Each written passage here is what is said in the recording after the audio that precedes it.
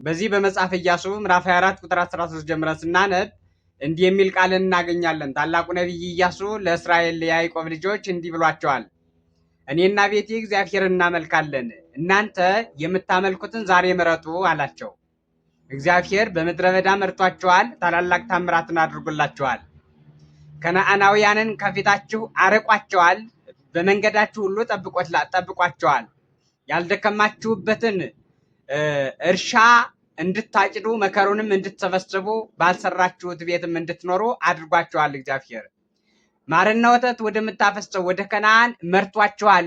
በለዓም ሊረግማችሁ ቢወጣ ሀብተ መርገም የነበረው በለዓም ሊረግማችሁ ቢወጣ እንኳ በእስራኤል ላይ የመርገም ቃል እንዳትናገር ተጠንቀቅ አለው። እሱ የዕቅድ ሕዝብ ነው አለው።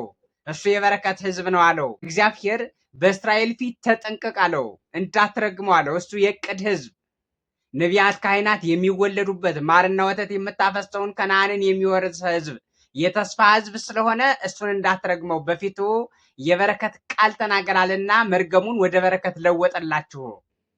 መርገሙን ሊረግማችሁ ቢወጣ ኮከብ ይሰርቅ ያዕቆብ ወያትታት ያት እስራኤል ብሎ እንዲናገር የአጥቢያው ኮከብ ለዓለም የሚያበራው የጨለመውን ዓለም የሚያበራው ወደ ብርሃን የሚለውጠው የአጥቢያ ኮከብ ኢየሱስ ክርስቶስ ከእስራኤል እንደሚወለድና ያንን 5500 ዘመን የገዛንን ኃጢአት እንደሚያርቅ እንደሚያስወግድ ሞትንም እንደሚሽረው ዲያብሎስንም እንደሚገድለው ተናገረ። በእስራኤል ፊት ተናገረ። ክብር ሰጣችሁ። በበለዓም ፊት በባላቅ ልጅ ፊት ክብርን አጎናጸፋችሁ። እግዚአብሔር እንዲያደረገላችሁን እግዚአብሔር እንዳትክዱት፣ ከጣዖት ጋር እንዳታመነዝሩ፣ ከቤልና ከዳጎን ፊትም እንዳትወድቁ እንዳትንበረከኩ አላቸው።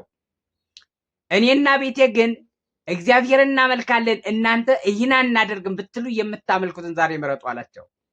ህዝቡ ደግሞ ምን አሉት? እኛም እግዚአብሔርን እናመልካለን አሉት። እግዚአብሔርን የምታመልኩ ከሆነ አላቸው በጥንቃቄ አምልኩት። በፍጹምነት ካልተከተላችሁት አይታገሳችሁም። ለአምልኮቱ ቀናተኛ ስለሆነ ይደመሰሳችኋል፣ ያስወግዳችሁማል፣ ርስታችሁን ለባዕድ ይሰጣል አላቸው። እንዲህ ስላቸው እንዲህ ሳይሆን ነገር ግን እግዚአብሔርን እናመልካለን አሉት። አሁን እኛ አምልኮታችን ስለተበላሸ ነው። እግዚአብሔርን እናመልካለን እንላለን፣ ነገር ግን ጣዖት እንጨምራለን።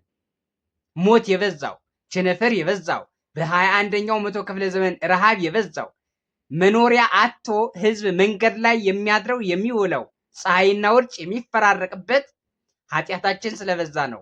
አምልኮታችን ትክክል ስላልሆነ ነው። እግዚአብሔርን በእውነት ስላልተከተል ነው። እግዚአብሔርን ስለምንጠራጠረው እኛ ደግሞ መከራችን በዝቷል። ጻራችን፣ መፈናቀል፣ ስደትና ሞት፣ ቸነፈር፣ ህማም በዝቷል። መድኃኒት የሌላቸው በሽታዎች በዝተዋል። ይሄ የበዛው በእኛ ኃጢአት እንጂ እግዚአብሔር የሚሰጠን አቶ አይደለም። ስለዚህ ሁል ጊዜ ራሳችን መፈተሽ ያስፈልገናል። ስለዚህ ሁል ጊዜ ራሳችን ማየት ያስፈልገናል ማለት ነው።